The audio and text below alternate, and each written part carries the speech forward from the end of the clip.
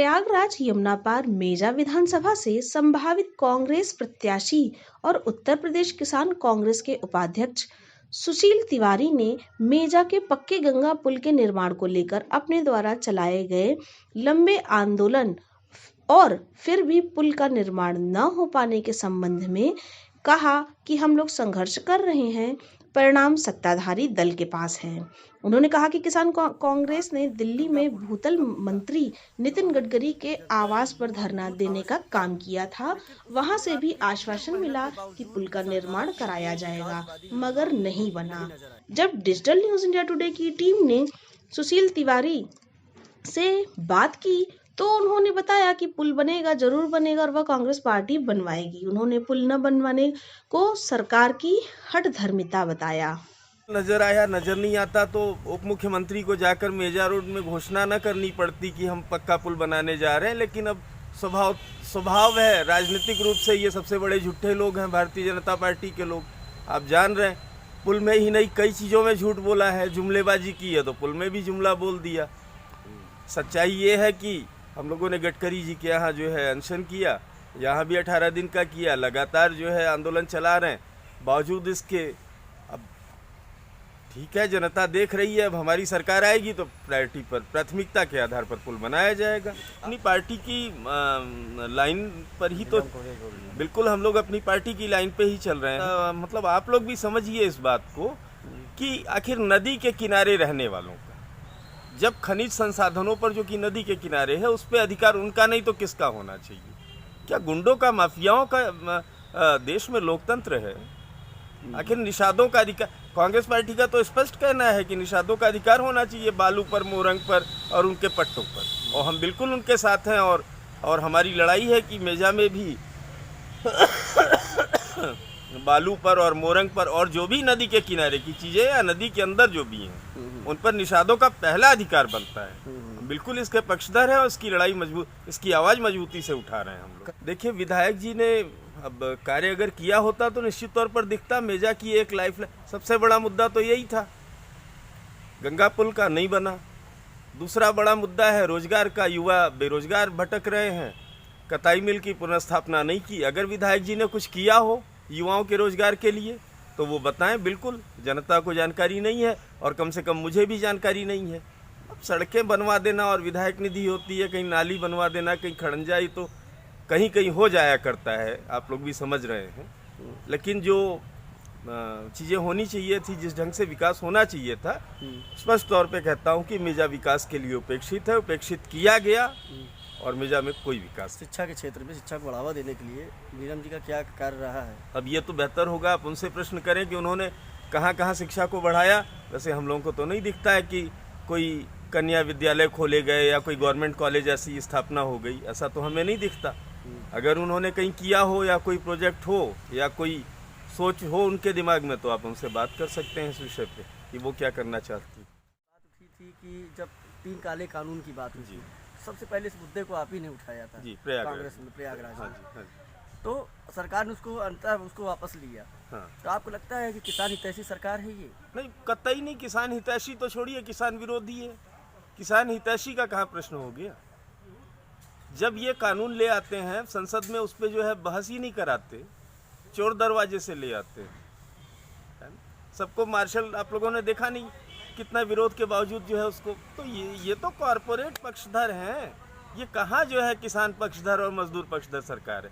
ये तो कॉरपोरेट के चंगुल में, सरपरस्ती में सरकार चलाते हैं। तो जो इनके बड़े पूंजीपतियों और उद्योगपतियों ने जो कह दिया, उनको लगा कि कृषि सेक्टर में भी अब जाना चाहिए, यहाँ फ़ायदा है। आप तो जानते हैं अडानी, अंबानी और ढेर सारे लोग, तो इन्होंने कृषि सेक्टर को भी नीलाम करने का प्रयास किया। लेकिन हम बहुत गर्व से कहते हैं कि किसान एकता रंग लाई, किसान आंदोलन रंग लाया, और किसान आंदोलन और किसान एकता ने जो है इस काले कानूनों, 3 काले कानूनों को निरस्त करने के लिए सरकार को घुटने के बल खड़ा कर दिया और ये तीनों काले कानून निरस्त हुए। मैंने कहा था कि सरकार को हर हाल में ये 3 काले कानून निरस्त करने पड़ेंगे और वैसा ही हुआ। कानून निरस्त करने पड़ेंगे। कानून निरस्त होने के बाद इसके लिए हम लोगों ने मेजा में भी बहुत, जैसा कि आप लोगों को पता है, 20 किलोमीटर तक जनजागरण में ट्रैक्टर, किसान स्वाभिमान ट्रैक्टर यात्रा निकाली थी। हमारे प्रदेश अध्यक्ष जी भी आए थे उसमें, और मांडा रोड से लेके मेजा रोड तक। उसके अलावा तमाम बड़ी बड़ी चौपालें, छोटी छोटी चौपालें भी हुई गाँव में। लहड़ी में हम लोगों ने बड़ी किसान पंचायत की थी। लगभग कांग्रेस का पूरा ही जो है सारे ही पदाधिकारी वहाँ गए थे। तो जनजागरण हुआ और निश्चित तौर पर जो है जनता में रोष था कृषि काले कानूनों को लेकर, और हमारी विजय हुई और कानून समाप्त। सुशील जी, ये सब जानते हैं कि शुरुआत से कांग्रेस किसान कानून के खिलाफ रही है, जो 3 काले कानून बनाए गए थे। लेकिन जब वो उस पर सरकार ने अपना निर्णय वापस लिया तो तमाम राजनीतिक पार्टियों ने उस पर अपने झंडे फहराने शुरू कर दिए कि नहीं, ये तो हमारा है, ये तो हमारा है। तो आपको क्या लगता है?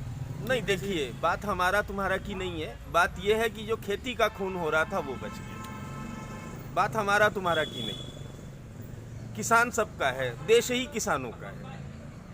हिंदुस्तान की आत्मा है किसान, तो देश ही किसानों का है। तो अगर काले कानून हट गए तो ये सबका भला है, ये देश का भला हो गया। देश की रीढ़ की हड्डी पर जो हमला किया गया था इन भारतीय जनता पार्टी के और ये पूंजीपतियों के सरपरस्ती में जो कार्य किया जा रहा था, इससे देश बचा। बहुत बहुत जो है धन्यवाद है ऊपर वाले का भी, किसान आंदोलन का भी, किसान साथियों का भी, हम लोगों का भी, छोटा मोटा जो भी सहयोग रहा है जैसा भी। तो सुशील जी, अभी एक करंट मुद्दा है।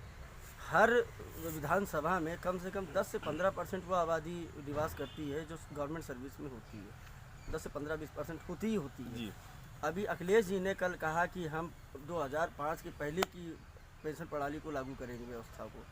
तो आपको क्या लगता है, 2017 के पहले भी तो यही थे, तब क्यों नहीं लागू हुआ? आप क्या कहते हैं? अब देखिए, अब ऐसा है कि हर पार्टी का मैनिफेस्टो होता है अपना। हमने भी कांग्रेस ने भी कहा है कि हम संविदा कर्मियों को रेगुलराइज करेंगे।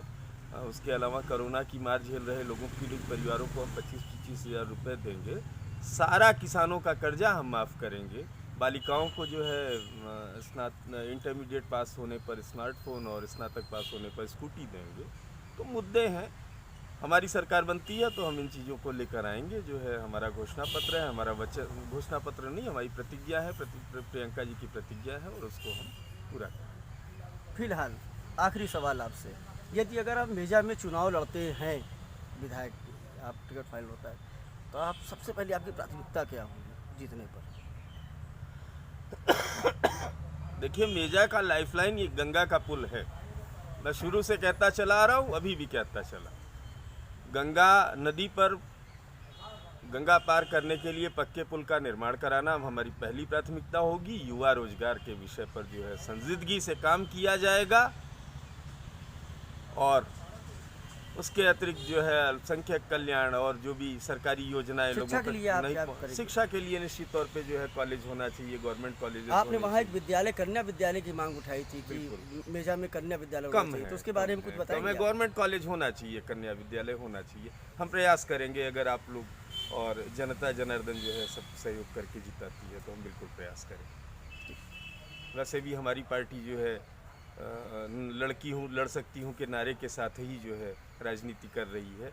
तो बिल्कुल उसमें कांग्रेस के लिए तो आपको सोचना ही नहीं चाहिए। कांग्रेस का तो पूरा प्रयास है कि कन्याओं का, लेकिन लड़ सकती हूँ कि पोस्टर गर्ल ही भाजपा में शामिल हो गई। नहीं, वो तो अब जाने दीजिए। उसका तो ये है कि मौर्य जी जो है क्या नियति बना के ले आई कि साजिश के तहत उनको लाया गया, यहाँ 1 साल हुआ था, और किस तरह से वो आई और चली गई। तो बड़ा नाटकीय घटनाक्रम है।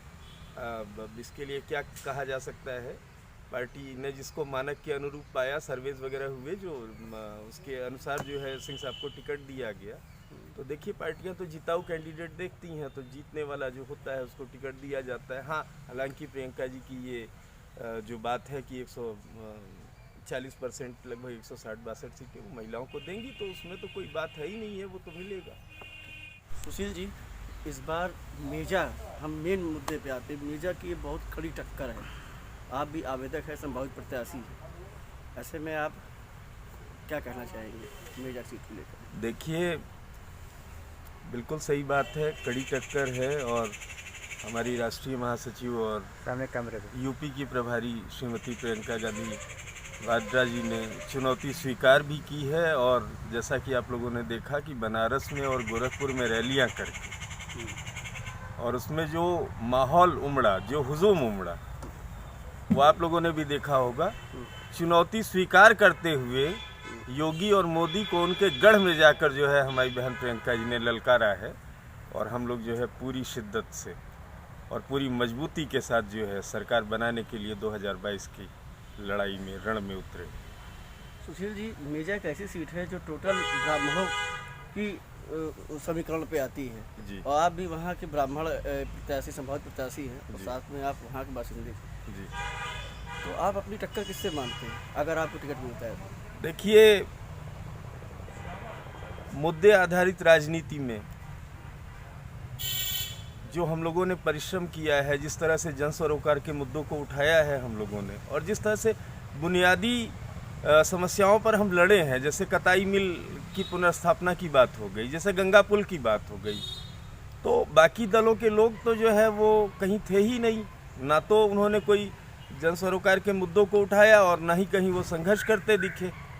हाँ, ये ज़रूर है कि राजनीतिक दल होते हैं तो अपने कुछ काम वो अपने पार्टी के निर्देशों पर करते ज़रूर रहते हैं, लेकिन हमें नहीं लगता कि बहुत बड़े, अगर आप यही देखिए कि एक एक करके नैनी में सारे कल कारखाने बंद होते चले गए। भारतीय जनता पार्टी की पहली बार सरकार आई, बंद हो गए। जो बचे खुचे थे इस बार सरकारों ने बंद कर दिए। समाजवादी पार्टी का भी वही हाल है। एक जाति की राजनीति से ऊपर उठकर ये कुछ करना ही नहीं चाहते, ना कुछ करते हैं।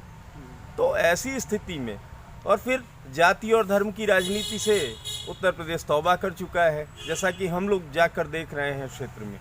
तो सीधी सीधी बात है कि इस बार जो है कार्य के वोट का आधार कर्म होगा, कार्य के आधार पर वोटिंग होगी, और जो भी जनता के बीच रहा है, जन सरोकार के मुद्दों को उठाया है, मुझे लगता है कि जनता जनार्दन होती है, उसी का चयन करेगी। रही बात मेजा की, तो मेजा में बहुत ज़्यादा नेशनल इश्यूज जो है हावी नहीं होते हैं। मेजा में क्या कहते हैं, स्थानीयता भी हावी होती है, और कहीं ना कहीं जो है हम लोगों को अपने द्वारा किए गए संघर्षों का और सामाजिक समीकरणों का लाभ